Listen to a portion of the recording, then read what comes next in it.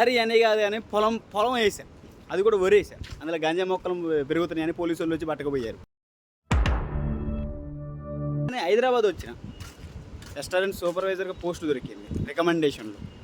ఒక అమ్మాయి బాగుంది కానీ లైన్ వేసి ప్రపోజ్ చేసిన. నాకేం తెలుసు అది ఓనర్ కూతురు అని. జాబ్ మటాష్.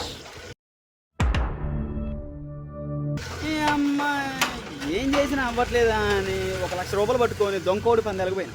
పందెం పొడిచింది కోడి. సడన్గా పోలీసు వాళ్ళు వచ్చి ఖతం, డబ్బులు కోడి మొత్తం తీసుకుపోయారు.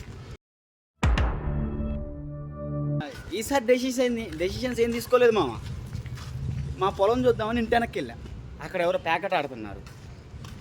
సడన్గా పోలీసులు వచ్చారు, నన్ను కూడా పట్టకపోయారు. ఎవరు నాయన పొలం చూడడానికి వచ్చిన అన్న కూడా నమ్మల. అమ్మ ఇవన్నీ దరిద్రాలు ఎట్ట మారుతాయా అని చూస్తుంటే, సరే పెళ్ళి అయితే ఏమైనా మారిద్దా అంటే పెళ్లి చూపులకు పోయినా.